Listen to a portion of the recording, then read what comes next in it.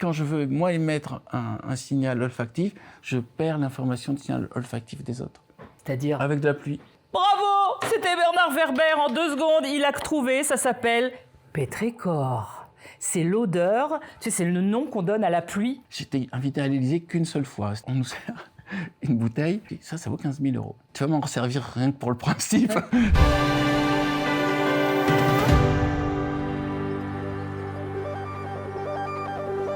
Dans le sillage de mon invité aujourd'hui, il y a des millions et des millions de livres vendus. Il y a des fourmis, il y a des anges, il y a des chats, il y a des arbres. Il y a une connexion particulière au ciel et à la terre aussi, une imagination débordante, des souvenirs toulousains et des fans dans le monde entier. C'est vous dire si je suis fière qu'il a accepté mon invitation aujourd'hui. Aujourd'hui, nous sommes dans le sillage de Bernard Werber. Bonjour Bernard. Bonjour Laurence. Ça me fait vraiment plaisir. Ben, Ça fait plaisir parce que je suis content très d'être là impressionnée. Je suis très impressionnée. C'est ce qu'on doit te dire souvent. On doit te dire, oh là là, tous les millions de livres vendus non. et aussi accessibles. Non, On te dit pas non. ça. Non, parce que...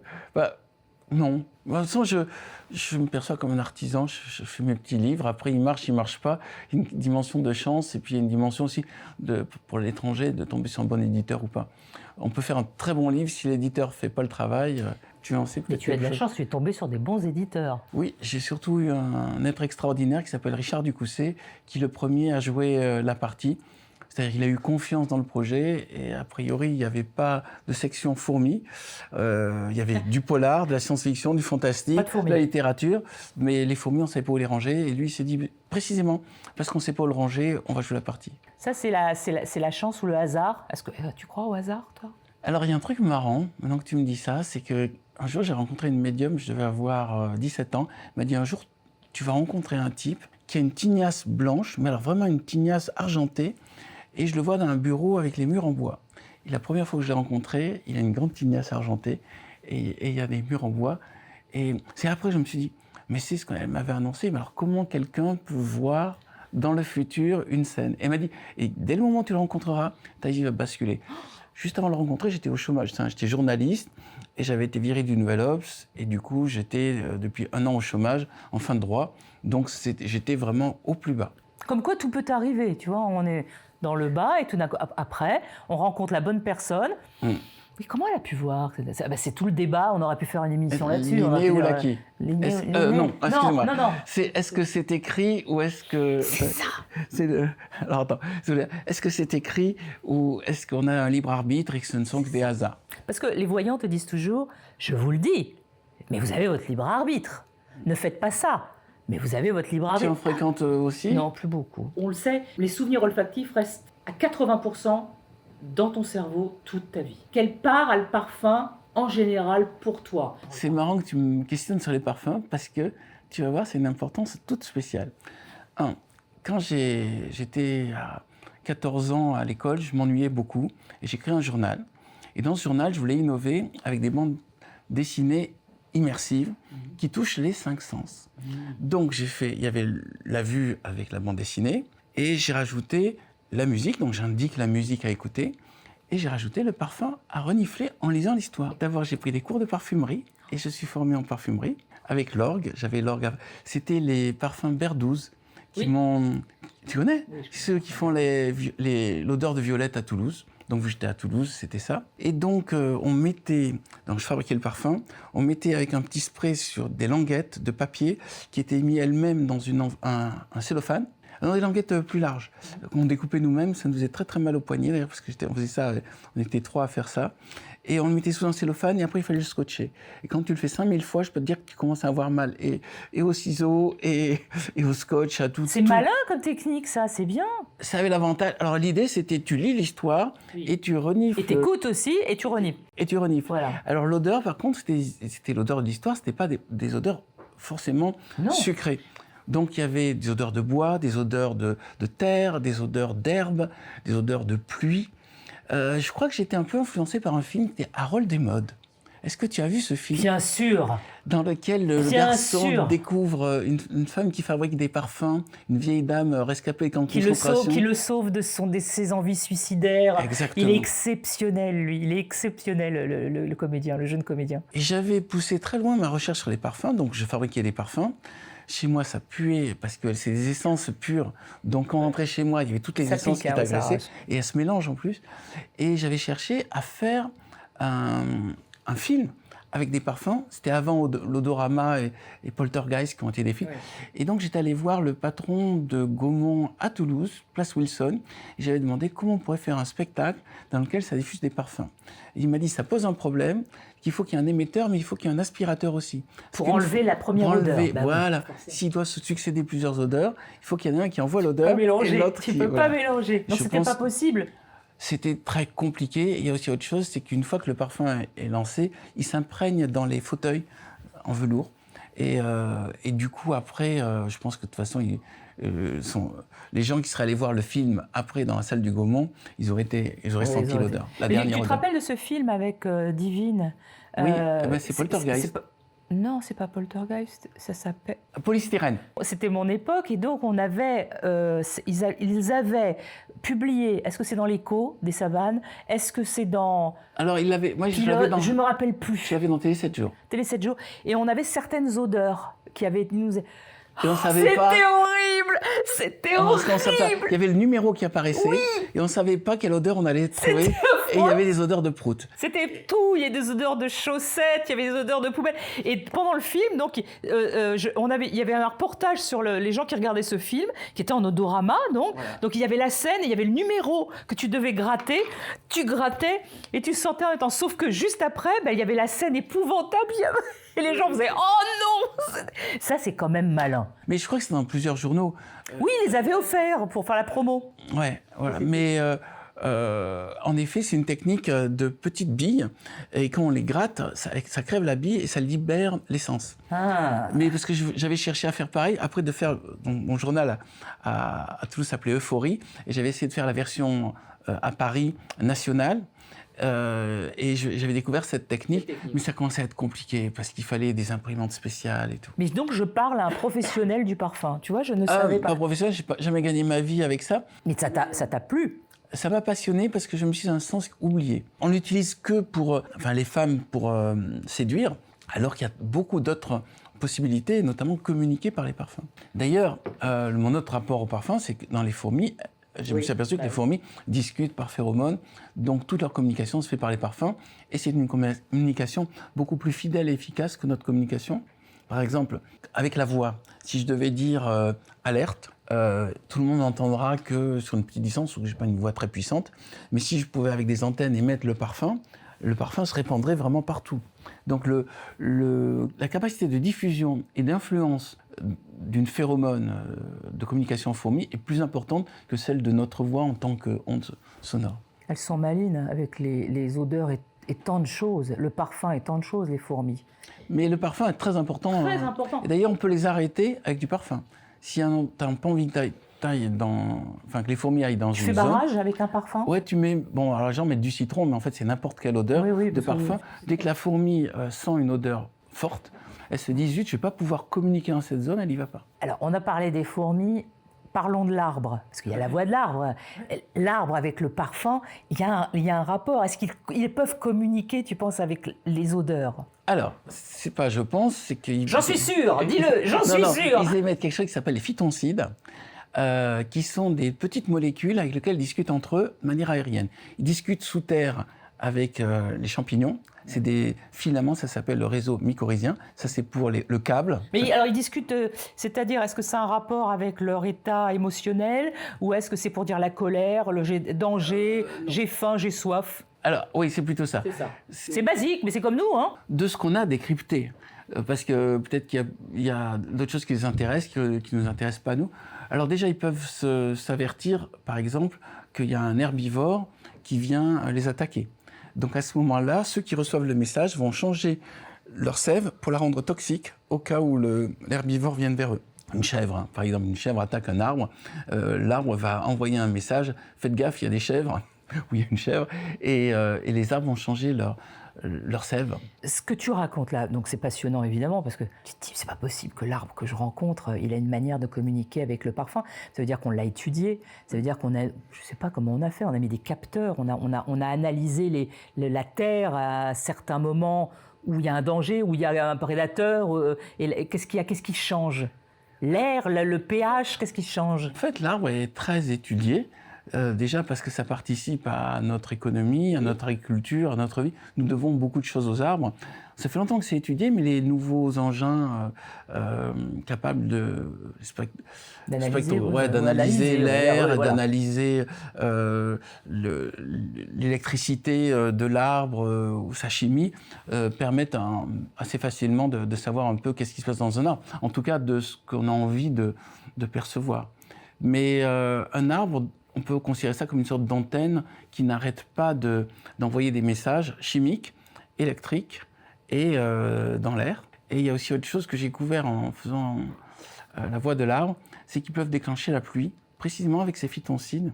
C'est-à-dire quand un arbre considère qu'il n'y a pas assez d'eau, il envoie ces petites molécules qui montent, qui arrivent dans les nuages et qui vont agglomérer la vapeur d'eau du nuage et générer la pluie.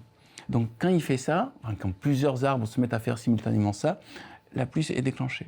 Alors c'est passionnant avec toi de parler du parfum, des odeurs, parce que chaque sujet que je vais aborder, tu vas me dire, parce que on a parlé des fourmis, c'est vaste, tu vois, l'échange des fourmis avec le parfum, on pourra en parler pendant des heures, les arbres aussi, il y a les chats. Les chats et le parfum. Enfin, parfum, je veux dire, l'odeur, les chats, ce sont des radars à odeur, les chats. C'est nous qui avons un sens olfactif qui n'est pas assez développé parce que notre cavité nasale n'est pas assez grande. Mais les chiens, les chats, a fortiori les cochons, ont des cavités nasales extrêmement larges, avec beaucoup plus de capteurs et évidemment plus d'informations que nous. Ne serait-ce que... ils sont en permanence en train d'écouter les phéromones. Alors là, c'est plus les phéromones d'insectes, les phéromones de mammifères, pour savoir où c'est qu'il y a une femelle ou où c'est qu'une femelle prête à une saillie. Voilà, pour les porcs, pour les chiens, pour les chats, tout ça, ces informations de survie. C'est un truc pratique. C'est plus côté ça pratique. Participe, oui, c'est pas juste on va faire des jolis parfums. Hein. Il y a un intérêt procréatif. Créé par les chats. Mais c'est vrai que c'est passionnant. Mais est-ce que tu penses que nous, c'est vrai, tu viens de le dire, on s'en sert très mal finalement de notre appendice nasal, parce qu'il nous sert à dire ça sent bon, ça sent la cuisine, ça sent le brûlé, etc. Mais chez les animaux, c'est beaucoup de... c'est une manière de survivre. Et ce que je ne savais pas, et je l'ai appris en préparant au sillage, c'est que le sens olfactif, en fait, ne s'arrête pas quand on dort. C'est-à-dire, n'a pas de... On ne met pas une clé, tu mets une clé sur ton regard, tu mets une clé sur tes oreilles, le nez reste... Je savais pas. Oui. Pourquoi ? Parce que si ça sent le feu, le brûlé, ton nez va te réveiller. Donc il y a un instinct de survie. C'est le seul sens qui ne dort pas. C'est la première fois que je parle de ça, de mes études de parfumerie et de mon rapport aussi à l'odeur des arbres. C'est vrai que la jonction se fait naturellement parce que l'arbre sent la vie. C'est-à-dire que c'est une entité qui nous semble immobile comme un objet, qu'on a tout le temps considéré comme de la matière première pour faire des meubles. Et du feu. Mais c'est une entité qui a, une jeunesse, une phase adulte, une vieillesse, une reproduction et un rapport aux autres. Presque un rapport social. Et ça, j'ai découvert en faisant le livre, c'est que je le sentais un peu qu'il y avait un domaine intéressant, mais maintenant, c'est pas parce que ça n'a pas de bouche, ça n'a pas d'yeux et ça n'a pas d'oreille qu'il faut se dire ça ne vit pas. Ça vit et ça perçoit tout ce qui se passe autour. Est-ce que tu ne penses pas qu'on est toujours un petit peu superficiel quand on sait pas.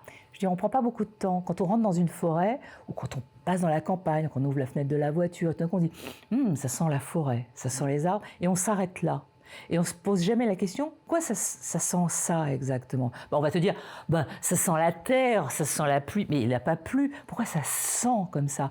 C'est un parfum, on ne se l'explique pas, mais on ne cherche pas à se l'expliquer. Ce que j'aime bien chez toi, c'est que tu essayes d'expliquer comment il communique, et c'est peut-être cette communication-là qui passe par notre nez. Mais ça nous fait du bien. C'est-à-dire les gens qui se promènent en forêt vont mieux que les gens qui ne se promènent pas. Et j'évoque ça dans le livre. Au Japon, ils ont inventé la sylvothérapie, c'est-à-dire c'est le ministère de la Santé qui s'est aperçu que quand les gens n'allaient pas bien, si on les mettait en forêt, ils se mettaient à aller mieux. Et donc il y a des forêts qui sont dédiées à des thérapies pour certains problèmes psychiatriques ou psychologiques. Est-ce que tu te balades beaucoup en forêt ? je me suis débrouillé pour habiter pas loin d'une forêt. Une belle Et forêt, j'espère, qui sent bon. J'ai besoin de voir des arbres assez Souvent, quand même. hein. souvent, Ouais. parce que voir que des immeubles, au bout d'un moment, ça me déprime. A fortiori, les nouveaux. Autant que je trouve les anciens, Joli. les haussmanniens, ouais, il y a quelque chose, ça raconte. Là, voir les trucs juste avec les vitres, on dirait des jeux de Lego. Je trouve qu'on a perdu On a en perdu. qualité, en esthétique. On a perdu l'esthétique. Je trouve qu'on a perdu l'esthétique dans beaucoup de domaines. Je suis faire vieux ringard, mais en musique, quand on écoute Vivaldi et quand on écoute du rap, il y a un moment, il y a quelque chose qui a été perdu. C'est le sens de la mélodie. En architecture. Oui, mais on va te dire, c'est pas important, c'est un parti pris artistique, c'est tellement vieux de penser comme ça, voilà. C'est vrai. On dit ça souvent, on Mais dit, c'est bah pour oui, ça mais tu que- comprends rien, c'est un parti pris artistique, Je suis comment dire? Je suis un vieux baba cool qui aime. Ce qui me plaît dans la musique, c'est quand ça ressemble à la musique classique, précisément parce qu'il y a plusieurs lignes mélodiques et que j'ai l'impression que ça enrichit le cerveau. Et ce qui me plaît en architecture, c'est quand il y a toute une composition avec des fruits, des petites têtes qui sortent des portes, des démons et tout. Et dans Paris, il y en a. Hein. Mais oui. Oh, tu lèves les yeux, il y a des choses Mais magnifiques. quand on voit un immeuble moderne et un immeuble ancien, on se dit, attends, c'est ça l'évolution, donc c'est le carré avec les vitres miroirs tout en plastique. Par rapport à la pierre, voilà. Je pense il faudrait qu'à un moment on regarde dans quelle direction esthétique on est allé dans tous les domaines. Est-ce qu'on y a gagné ou est-ce qu'on y a perdu en enrichissement, en subtilité, voilà. Au moins, l'arbre est beau. On ne peut pas critiquer, quel que soit l'arbre. C'est quoi l'odeur d'enfance de Bernard Werber, qui te ramène tout de suite à l'enfance, à Toulouse? La colle Cléopâtra, qui est une colle qui fait des pâtés, mais alors avec la petite spatule, et quand tu mets la feuille dessus, ça fait sa gondole, c'est mouillé pendant 2 heures. Je ne sais pas si ça existe encore. Je pense que ça existe encore. Je crois qu'ils ont changé la composition parce que ça devait être tellement chimique, parce qu'on en mettait partout. Et surtout, ça faisait c'était dégueulasse comme collage. Hein. C'était affreux parce qu'il fallait bien enlever et après on enlevait toute la colle qui s'était pas étalée. Si tu laissais ouvert, ça devenait comme du verre. Comme du verre. Mais c'était une odeur d'amande. Oui, c'est ça. Hein. L'amande douce. L'amande douce, c'était. Alors on sniffait pas la colle pour se rendre, voilà, pour planer, mais cette odeur, quand c'était cours de dessin, on ouvrait la colle Cléopâtra et boum, toute la classe sentait la colle. Ça te ramène directement en enfance. Oui, c'est le truc le premier qui me vient à l'esprit. C'est celui-là. Après, il va y avoir un peu plus tard le pétrolane. Mon père se mettait du pétrolane dans les cheveux. Et ça sent drôle, le pétrolane. C'est très alcoolisé, mais ça sent drôle. Et puis, j'aimais bien l'odeur des coiffeurs. Quand j'accompagnais ma mère au coiffeur, l'odeur de la laque Elnet, c'était oui, Elnet, très particulier, qu'on utilise toujours aujourd'hui, c'est la même odeur. Je crois que c'est toxique, non? C'est pas pour les... je ne sais pas, je me la mets pas dans le nez. Mais ça avait l'air... Puisque c'est de la laque, les peaux c'est une colle, la laque avec beaucoup d'alcool dedans. Ouais. Donc c'est vrai que ça dessèche les cheveux, mais l'odeur de la laque Elnet, c'est une odeur de maman. C'est-à-dire, moi, c'est l'odeur de ma mère qui mettait ça sur son brushing avant de partir au bureau très vite le matin à 8h. Et aujourd'hui, j'ai toujours de la laque Elnet et à chaque fois que je pchite, j'ai l'impression que ma mère est dans la pièce. C'est étonnant, hein? Et ta maison d'enfance, ça sentait quoi? Le souvenir qui me vient, c'est marrant parce que quand on pense... Tu connais le truc quand les yeux partent vers le haut, c'est le ressenti. Quand ça va sur le côté, c'est les yeux. Et en bas, c'est... ah non, ça c'est l'ouïe, ça c'est le toucher. Et là, c'est la vue. L'odeur, ça va être l'odeur de la cuisine, de ma mère qui prépare des plats, et notamment l'oignon frit, qui est l'odeur que je préfère. Ton odeur préférée, c'est l'odeur de l'oignon frit. L'oignon frit de ma maman, parce que je sais qu'il va y avoir l'oignon frit, ce petit goût dans les plats caramélisés. Caramélisé. Ouais, c'est une odeur de cuisine, donc c'est rassurant. Oui, c'est une odeur de cuisine. Le reste de l'appartement, je ne sais pas, il n'y a rien qui me vient à l'esprit ici et maintenant. Après, c'est ma chambre avec tous les parfums là, qui agressaient, mais ça, j'avais 14 ans. Là. D'accord. Et tu as fumé? Parce que l'odeur de cigarette, souvent, quand on parle de l'adolescence, c'est une odeur soit d'interdit, soit de gens qui testent. Et c'est une odeur qui revient souvent dans l'adolescence. Je me suis mis à fumer les bidis très, très tard. Ça doit être vers 24 ans. Ah bon? Ouais. Et pourquoi? Pour donner un style? Non, parce que je me suis aperçu que ça me tournait complètement la tête et que si je mettais un casque avec de la musique, ça amplifiait la perception de la musique. Et donc j'avais un rituel durant l'écriture. Donc pour le travail, finalement. Je prends le bidis, donc il fallait passer la barrière pour que ça rentre dans les poumons. Et une fois que c'est dans les poumons, Oh, t'avalais la fumée? ouais, j'avais la fumée, quelle mais ça horreur. me mettait dans un état de vibration. Enfin, je pense que c'est l'effet que ça fait chez certains quand ils prennent de la marijuana. Moi, c'était juste avec un bidis. Il faut dire qu'il n'y a pas de filtre dans le bidis. C'est les petites cigarettes indiennes. J'aspirais ça, je mettais dans les poumons, et là, waouh, une accélération, un peu comme peut-être qu'on prend du café très fort ou qu'on on prend justement la marijuana. Et je mettais le casque, et là, je vivais la musique. Et une fois que j'avais cette énergie-là, je me mettais à écrire. Et en écrivant, il y avait un truc qui se passait. Une association, tu sais, peut-être comme pour les fumeurs, café, cigarette. Café, cigarette, oui. Moi, c'était musique, bidis, sachant que c'est de la cigarette aussi. Si ce n'est qu'il y a une sorte de feuille, c'est pas de l'eucalyptus, c'est du bétel. Et c'est cette feuille qui produit l'effet, je pense, toxique qui donnait la vibration. Est-ce que tu te souviens d'avoir acheté un parfum adolescent? C'est de l'aftershave. Et ça devait être du Menen. Voilà. Et, J'ai rien à dire, c'est une valeur sûre, le Menen. oui, c'est pas très, comment dire, c'est pas très prestigieux tout ça, mais je trouvais que Voilà. la bleue. Mais tu t'en es resté à ça. Tu t'es dit, bon, ça c'est J'utilise l'après-rasage. encore l'après-rasage. Menen. Ouais. Ok, d'accord. Mais est-ce que tu portes un parfum? Alors, non. À un moment, j'avais un truc qui s'appelait Grey, que j'avais mis un peu. Mais je vais te dire pourquoi je porte pas de parfum, pour sentir celui des autres. Parce que je me suis aperçu que quand moi je mettais du parfum, je faisais que renifler mon propre parfum, et je ne sentais plus ceux des autres. Et ceux des autres m'intéressent. Ah. Qu'est-ce que tu y sens dans ceux des autres? Ah, je sais pas, il y a. Bah déjà, est-ce que j'aime ou est-ce que j'aime pas? Déjà, ça peut te rebuter. Et puis il y a le fait de comment le parfum interagit avec la peau. Avec le pH de la peau, ouais, c'est très différent. Donc il y a un peu de la personne aussi que je sens. Et donc quand je me suis aperçu, quand je veux moi émettre un signal olfactif, je perds l'information du signal olfactif des autres. C'est dommage, ça serait dommage. Est-ce qu'il y a eu des parfums où tu t'es assis en face de la personne, peu importe la personne, où tu t'es dit, je suis en train de juger la personne sans la connaître au parfum. C'est-à-dire ce parfum, Évidemment. tu vois. Évidemment. C'est un Donc là, jugement. on sort de mon adolescence. Hein. On sort de bien sûr, de ton Alors, adolescence, oui. Je vais te dire, il y a un parfum que je ne supporte pas. Je crois que c'est Furia de Kenzo. Non, Furia?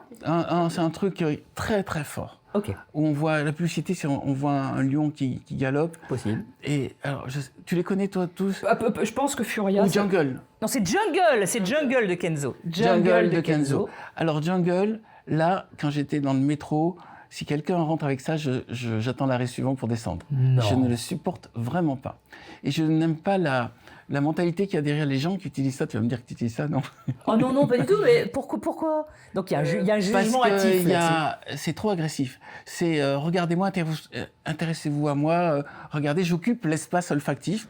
Et du coup, ça ne me permet pas de sentir c'est comme l'odeur des autres. C'est comme si quelqu'un qui se met à hurler ou parler très très fort. Du coup, on n'entend pas ceux qui chuchotent. Et c'est comme si quelqu'un disait voilà, je suis la personne la plus intéressante ici, donc n'écoutez que moi. Voilà ce que me raconte Jungle. Tu vois, quand tu me demandais pourquoi je m'intéresse au parfum, c'est parce que le parfum, c'est aussi un message. Ça peut être un mauvais message.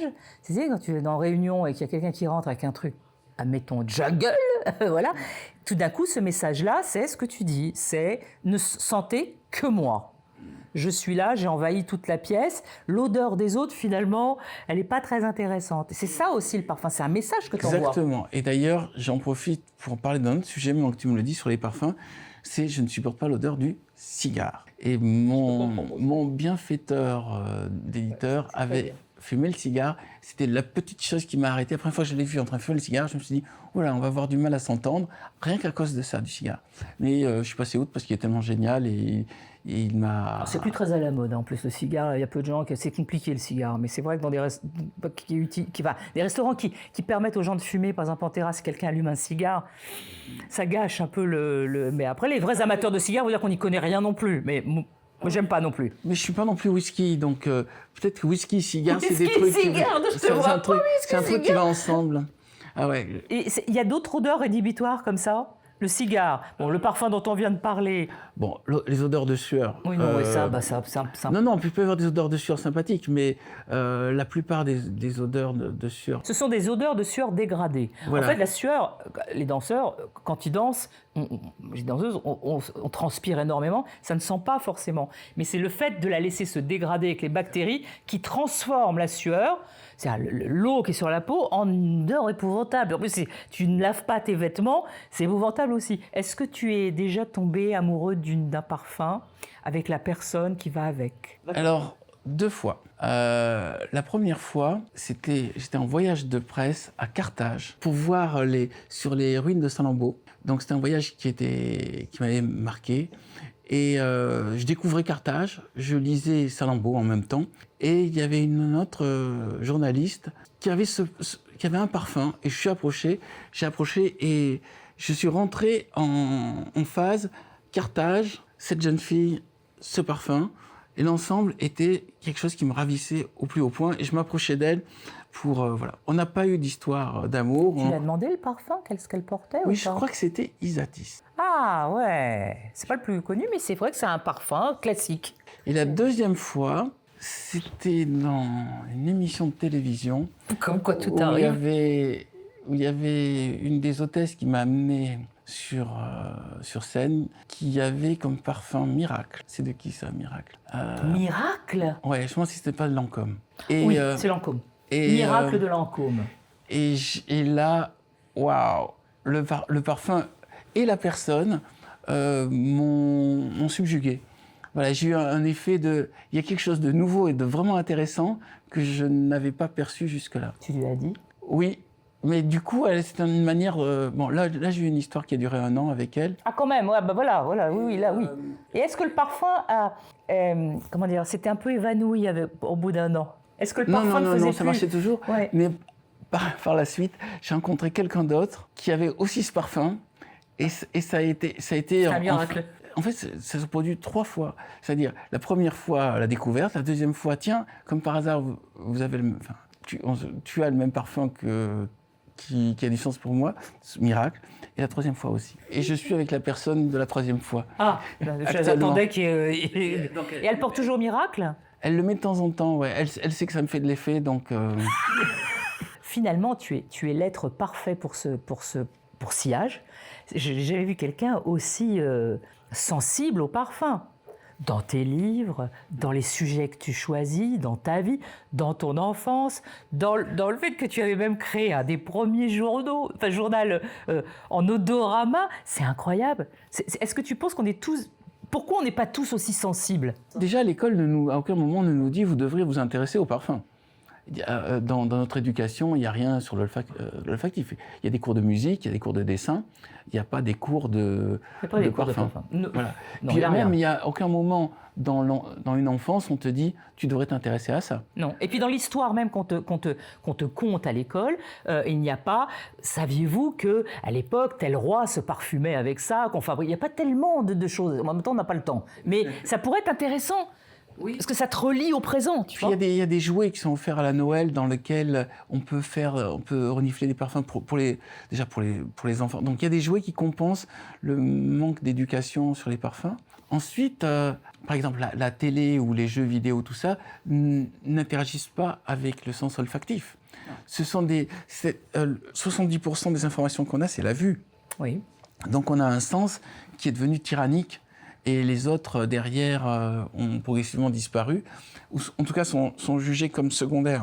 Les gens, même pour se séduire, c'est d'abord sur la vue.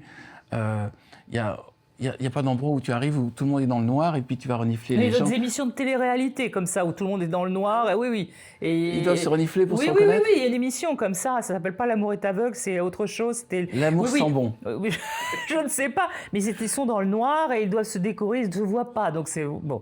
Ça exacerbe un peu les sens, voilà. Oui, c'est vrai qu'on utilise beaucoup la vue. Et même le toucher n'est pas très développé.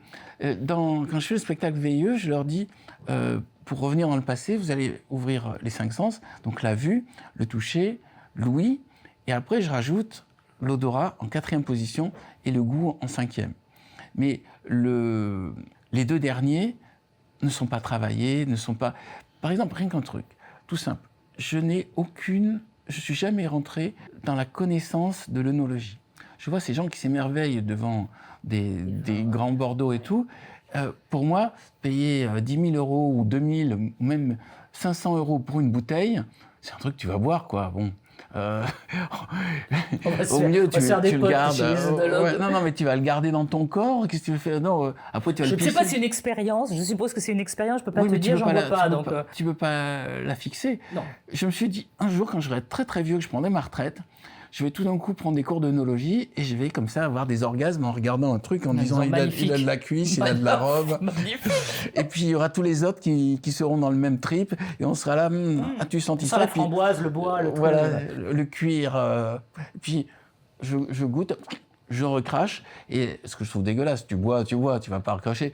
Et on dit, voyons, faites-moi goûter le millésime de l'année suivante, même s'il est plus cher. Tu vois, pour moi, tout ça est un peu ridicule, même si c'est une sorte de fierté nationale, mais peut-être parce que j'ai pas basculé, c'est-à-dire que j'ai pas trouvé la personne qui m'a dit, attends, tu vas avoir une expérience extraordinaire, ce vin, il coûte 15 000 € la bouteille, vas-y, goûte-en un verre entier. Là, j'ai pas eu ça. Tu penses que ça t'aurait donné l'envie d'avoir une expérience? Quelqu'un qui m'explique. Oui, peut-être quelqu'un qui t'explique. Mais avec le prix, c'est pas ça qui va faire que tu vas aimer le vin. Au contraire, tu vas te mettre une pression de dingue. Écoute, je vais te raconter un truc. À un moment, j'étais invité à l'Élysée qu'une seule fois. C'était un grand repas. Et puis, c'était pour la rencontre entre la France et la Corée. Donc, il y avait l'ambassadeur de Corée qui était là. Il y avait le président de la République. Et puis, on nous sert une bouteille. Et à un moment, il y a mon voisin, qui est un spécialiste du vin, qui sort son téléphone, qui prend une photo de l'étiquette et qui met qui le met dessus. Puis vous savez la valeur de cette bouteille? C'est une bouteille donc de l'Élysée. Ça vaut 15 000 €. Tu vas m'en resservir rien que pour le principe. J'ai envie de revoir mes impôts. Ils sont gâtés à l'Élysée. Mes impôts. Mais je crois qu'ils les rachètent pas cher. C'est juste qu'après, ils le laissent. Ils ont des caves et tout ça. Oui, mais me dire que je bois une substance qui vaut 15 000 €, et en plus c'était... Alors, c'était comment? Parce que c'est ça la pression. C'est quand on te sert un truc qui est 15 000, ça te met une pression de ouf intellectuellement. Tu dois dire, il faut que je l'aime le machin, parce que si c'est pas bon... je dis, bon... Alors attends, il pique un peu. Je vais te raconter un truc encore pire, c'est que je crois que j'aime bien les vins américains.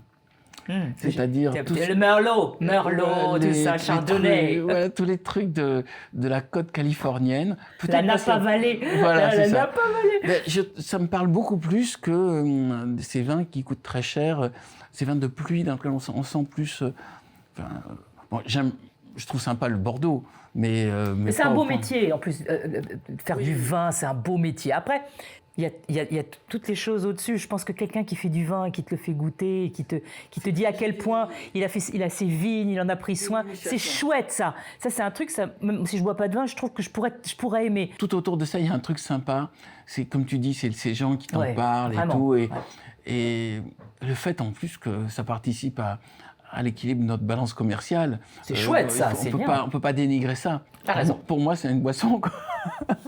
Mais pareil pour la nourriture, hein. Pour la nourriture, là, les restaurants qui coûtent très très cher, je trouve ça obscène.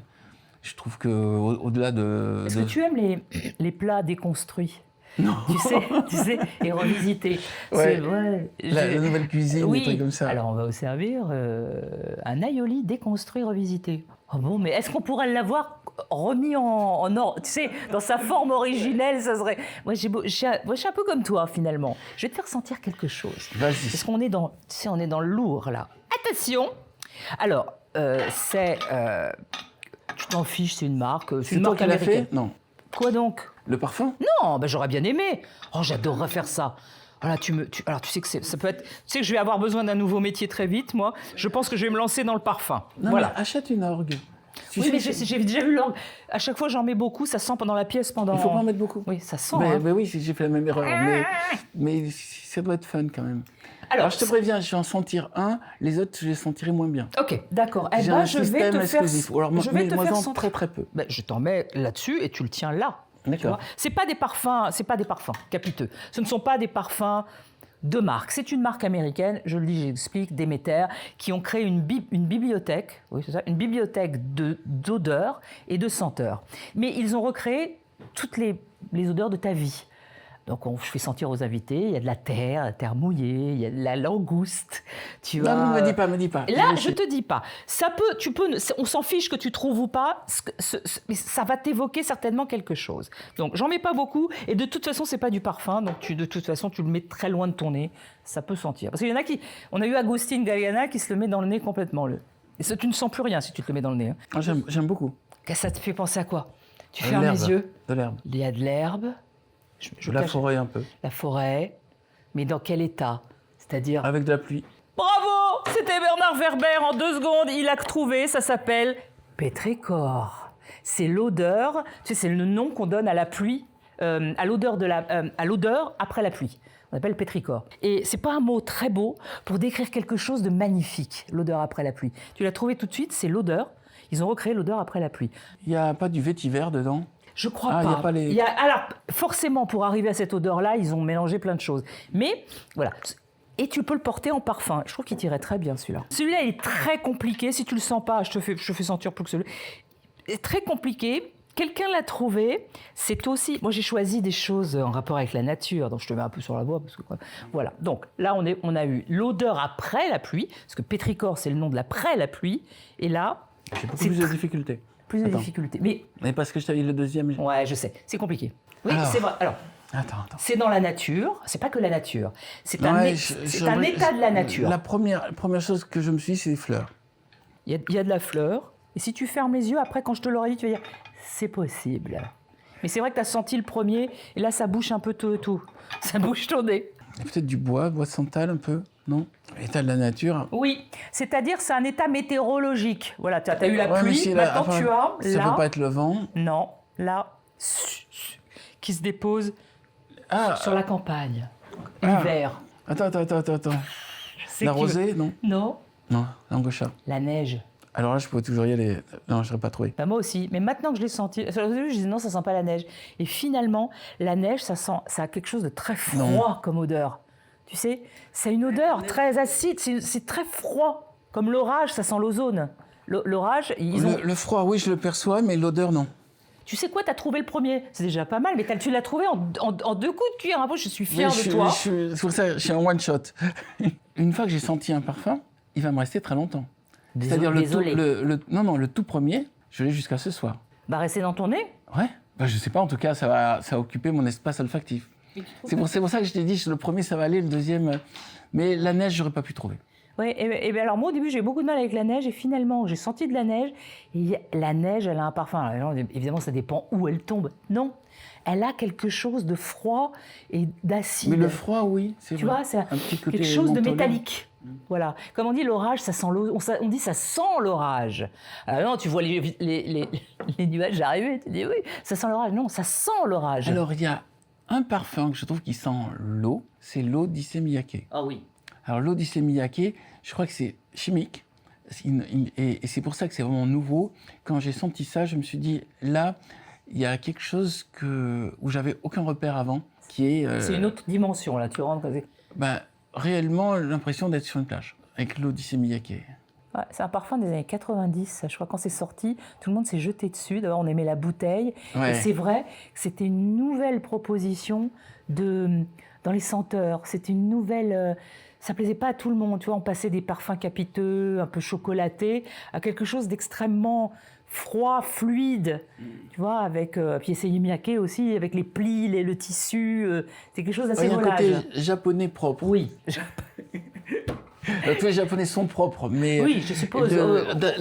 L'idée que ce qu'on voit exactement avec les tenues japonaises, comme tu dis. Oui. Est-ce que les anges gardiens auraient un parfum? Je crois pas. Je crois que dans mon système, mon paradigme, tout ce qui est dans le monde de l'invisible n'a pas d'odeur. Mais je dis c'est un système. Hein. C'est ton système. C'est mon système. Tu sais, moi, ce qui m'interrogeait toujours en cours d'histoire, c'est que parfois, je le disais à personne, mais la prof disait, alors, à cette époque-là, on portait ça, vous voyez, il y a l'image, c'est le costume que les femmes portaient on va dire au 17e, parce qu'après, on a eu des photos, mais au 17e. Et je me disais toujours, mais c'est dommage qu'il n'y ait pas quelqu'un de cette époque qui revienne pour dire, mais pas du tout, ça ne se portait pas comme ça. Je jure, c'était quelque chose qui me hantait. Il faudrait que tu écris quelque chose d'un personnage qui vient corriger l'histoire. Parce que peut-être que dans 1000 ans, ils trouveront des photos de nous habillés au Festival de Cannes sur le tapis rouge. Ils diront, alors, vous voyez, c'était le costume habituel des gens à cette époque. Mais pas du tout, c'est le costume quand on va au Festival de Cannes. Exactement, tu débarques dans le film, tu sais pas quelle scène tu as et tu as peut-être quelque chose de très spécifique. Et voilà. Où tu débarques à Halloween et tu as l'impression que tout le monde est C'est habillé ça. avec des... Et je me dis toujours, j'ose pas le dire à la prof, mais comment elle le sait? Elle est pas sûre. Ça me mettait dans une roche. Je me disais, mais en fait, ils nous apprennent l'histoire, mais ils sont pas sûrs. Personne n'est revenu pour dire. Alors, il y a des écrits, il y a peu de photos, il y a peu de films, 17e, enfin, je crois pas, mais il y a des écrits, mais c'est très empirique tout ça. En tout cas, sur les impressions que j'ai, et ce ne sont pas les certitudes de mes visites de vie antérieures, notamment celles du Moyen-Âge, ça sentait vraiment très très fort. Ça sentait très fort, et il y avait une chose, on ne se lavait pas les dents. Donc les haleines étaient terribles, mais vu que tout le monde avait des haleines terribles, du coup... Oui, ça gênait personne. Ça gênait pas. Au niveau des parfums, c'était les riches qui avaient des parfums. C'était plus des vinaigres, je crois, c'était des trucs comme ça. C'était la rose. Mais la rose, moi, ça me gêne actuellement. Quand je sens l'odeur de la rose, ça fait tout de suite vieillot. Et disons, beaucoup d'odeurs de type cuir, en contact avec la sueur. C'est un petit truc piquant, tu vois.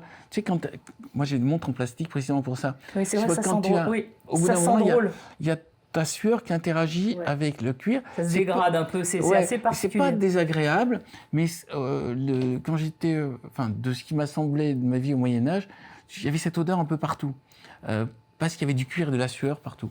Voilà, ça peut paraître bizarre. C'était bien le Moyen-Âge quand tu étais retourné? Alors, par rapport à nos valeurs, non.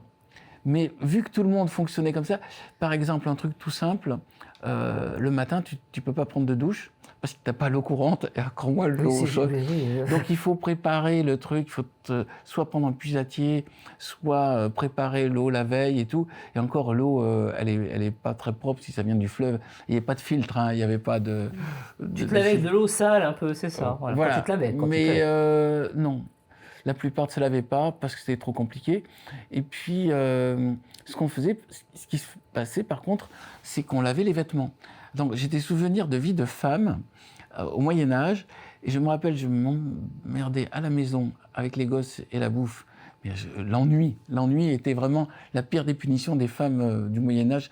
Enfin, je pense que ça devait être en Europe. Hein. Après, elles ne vivaient pas très vieilles, hein, donc elles n'avaient pas beaucoup s'ennuyer très longtemps. Hein. Elles ne vivaient pas très vieilles, souvent parce que l'accouchement se passait mal. Elles n'avaient pas jusqu'à la ménopause, elles ne la connaissaient pas. Non mais c'est vrai, c'est un fait, elles ne connaissaient pas la ménopause, elles n'y arrivaient pas. Mais le moment sympa, c'était au lavoir. Quand j'allais avec les autres, je retrouvais toutes les femmes et c'est là où on communiquait entre femmes. C'est là où il y avait la société. Mais ça, j'ai découvert... Il m'a semblé découvrir ça en le vivant, c'est-à-dire, le lavoir, qui n'existe plus tellement maintenant, je pense qu'il y en a... Ils existent toujours, mais il n'y a plus personne pour les laver. Voilà. Mais donc l'idée, c'est, tu te salis, tu ne te laves pas toi, tu laves les vêtements qui sont censés avoir imprégné la crasse, donc tu enlèves la crasse du vêtement. Et pas de toi. Et pas de toi. Et au contraire, on considérait que la crasse protégeait des piqûres d'insectes et tout ça. Et d'ailleurs, c'est pas complètement faux, parce que les Français qui étaient au Canada, qui restaient tout crasseux, ils étaient moins piqués par les moustiques que les Anglais qui se lavaient, qui du coup sont morts de la malaria, des fièvres et de tout ça. Ça c'est un bon truc pour les prochaines vacances, tu te laves pas, mais si, c'est pratique. Ben oui, de toute façon, quand il y a une odeur très forte, ça fait fuir les insectes. Oui. C'est les gens propres qui attirent les moustiques et je sais pas, toutes les puces. Mais ce souvenir de lavoir, comme un instant de joie pure, je me retrouvais avec les copines et on se disait du mal de celles qui n'étaient pas là. Ça faisait partie de notre plaisir d'époque et on y passait longtemps. Mais il y avait ce bruit avec des planches de bois, on tapait le truc, on faisait ce geste-là, je ne sais pas pourquoi il m'est très familier, de prendre le tissu mouillé, de le replonger et de reparler avec ma voisine, tout ça. Mais tu disais, ils ne sont pas arrivés jusqu'à la ménopause, mais même au point de vue connaissance sexuelle, c'était très, très... D'abord, on communiquait très peu sur la sexualité, tout était tabou. On considérait que c'était impudique de parler de ça. Et en fait, la plupart, on n'y connaissait rien. Je pense que les mecs n'y connaissaient rien non plus. S'ils étaient deux à rien y connaître, c'est pas grave, tu vois. À un moment, ça a dû marcher quand même. Oui, parce qu'on existe. Ils ont dû comprendre comment ça marchait.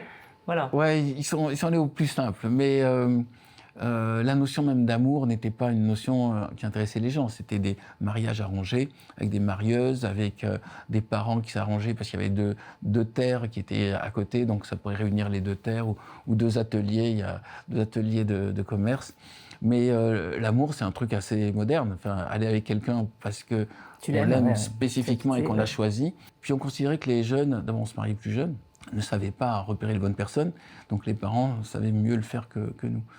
De vaguement de ce que j'ai comme souvenir. Terminé, Bernard. Si tu devais, là, créer le parfum Bernard Werber, ton parfum, il y aurait quoi dedans? Ça peut être des odeurs qui existent ou pas. Ce sont peut-être des choses totalement... Non, je vais te dire... fantasmées. Du bois. Du bois. Tout ce qui est bois de santal. Tiens, c'est marrant parce qu'en fait, la voie de l'arbre, c'est dire du bois, des mousses, des champignons, des fougères, du verre et de l'écorce et de la terre. C'est très organique, enfin c'est très ancré, voilà, c'est un parfum... comment dire de vie, quoi. C'est un parfum de la vie. C'est un parfum de la forêt, enfin, une odeur de forêt. Je ne sais pas s'il existe ce parfum, et tu l'appellerais comment?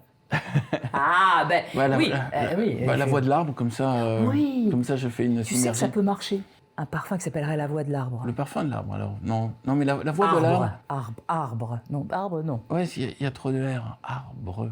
Dans l'air aussi, de l'arbre. il y a des C'est beau, l'air de l'arbre. Ah oui. Quelque chose qui fasse que quand on sent cette odeur, on se reconnecte à la nature. Ça me semble intéressant. Pas quelque chose de sophistiqué, pas un parfum frime. Pas un parfum fabriqué pour tout le monde.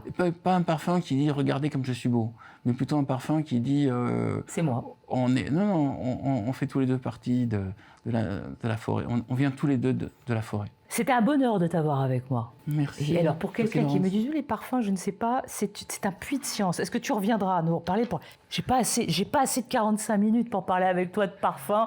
Je m'attendais pas à pouvoir rebondir sur ce sujet, mais à partir du moment où j'ai dit Cléopâtre, je me suis aperçu quand même que ça occupait de l'importance dans mon esprit. Et puis, au bas haut, plus mes expériences de parfum dans Euphorie, c'est quand même des bons souvenirs. C'est des bons souvenirs, et ton sillage était un sillage très facile à suivre. C'est vrai, très beau, très facile, très ouvert, très doux, et qui sent très bon, l'arbre. Il n'y a rien de tel que sortir là. Merci d'avoir été avec moi, et puis voilà, merci d'avoir suivi Sillage et Parfums d'une vie. On se retrouve pour le prochain épisode. Merci à toute l'équipe d'avoir fabriqué cet épisode, et puis laissez-moi vos commentaires, et abonnez-vous si vous m'aimez. Sinon, je sais pas, voilà. Mais restez dans le sillage, en tout cas. Dans le sillage, vous ne savez jamais ce qui peut vous arriver. Ciao.